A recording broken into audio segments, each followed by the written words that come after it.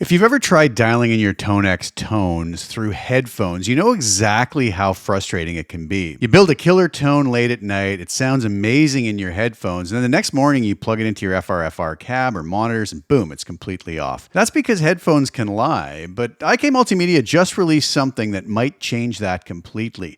This little guy, the ARC On Ear, and I've been testing it specifically with ToneX, and I've got to say, this could finally be the right way to dial in tones on headphones. Here's the problem. Every pair of headphones has its own frequency curve. Some boost the lows, some scoop the mids, and almost all of them mess with your perception of space. So it doesn't sound like you're listening on a pair of studio monitors in a room. So when you're tweaking tones in ToneX or a full mix, deciding how much bottom end or how bright your mix or tone is, you're doing it through a lens that's already colored. That's where the ARC On Ear comes in. It calibrates your headphones using IK's ARC technology, the same system used to correct room acoustics, and gives you a flat reference grade response. Basically, it lets you hear your ToneX tones the way they actually sound. So what is the ARC On Ear? Well, it's a portable DAC and headphone amp with built-in calibration and virtual control room monitoring. USB-C in, headphone out, super simple. You connect it to your computer, open the companion software, and select your headphone model from a massive list. The ARC On Ear then applies a precise correction curve and even lets you simulate a real studio environment. So let's head over to the ARC On Ear software and take a look and see exactly what we will be dealing with when we have ARC On Ear on our system. So here we are in the ARC On Ear software. So let's just take a look at all of the features of this, starting from the top here and moving across. So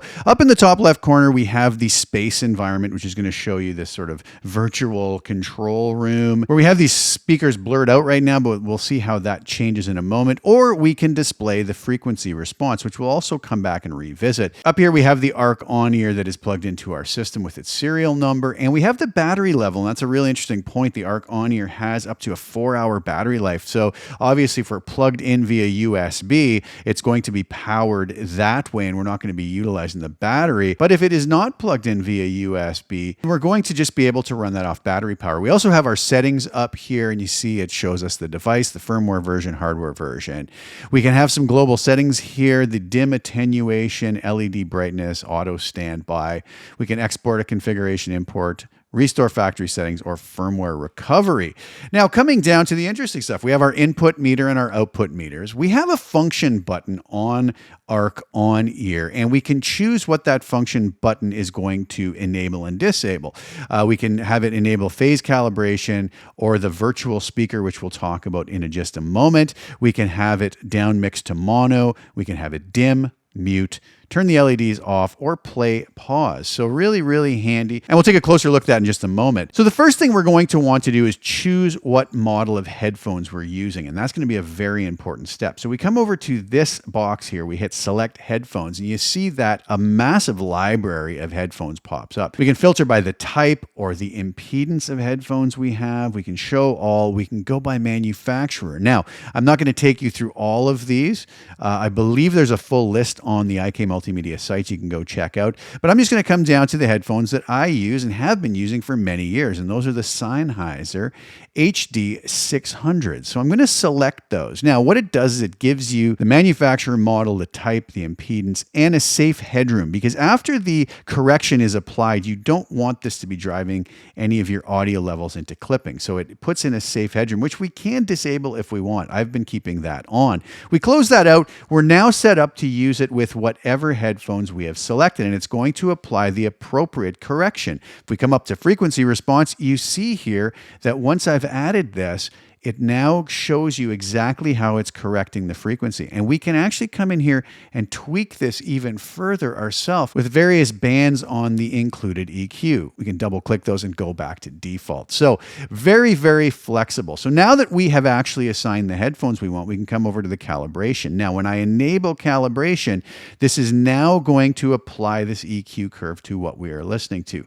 We have a phase align button, and we have the ability to tweak the tone from warmer to very flat to bright, and you can see up here how the response curve corrects itself depending on what we want to hear. I've been basically leaving this at flat and been very happy with the results. Now, other than just frequency response, we also have the problem with headphones that it really doesn't sound like listening on a set of studio monitors in a room. So we do have this studio simulation button. We can engage this and it gives the impression that when we're listening on our headphones, it's much more like an in-the-room experience. And it's a really great feature. I've been using this so much on mixes and dialing in guitar tones.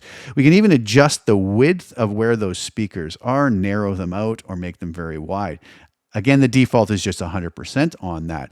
And then we can also test our mix or our tones on virtual speakers. So if we wanted to hear how our mix or our guitar tones, we're going to translate to different monitoring systems. We enable virtual speakers.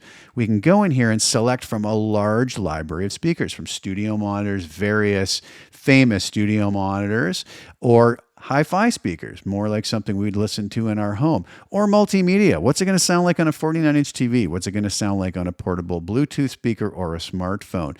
So very, very cool, and we can engage or disengage that whenever we want to cross-reference our mix or our guitar tones.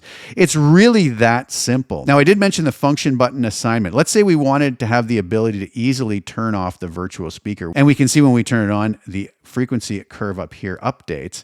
And also when we're up here in the other space, when we turn the virtual speakers on and off, they go from being transparent to solid looking. So that's kind of a nice feature too. But what if we just wanted to not always have to open the software? We could assign the function button to virtual speaker. And then when I go to my unit itself, you see that when I press this button now, you see that it's not on screen, but you can tell that I'm pressing this. It turns that virtual speaker on and off. I could set it for the phase calibration, set it for whatever I want from these choices here. So really, really cool.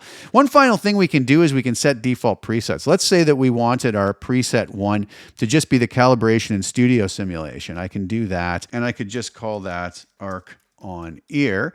And let's say for the second preset, I wanted calibration, studio simulation, and a virtual speaker of the white 80s speaker. We come back in here and we would select our headphones. Again, if there's always headphones that you're going to use the same versions of, we can set them with this little star as our favorites. And then when we come into our favorites, they're just going to be there. It's going to be easier to choose them.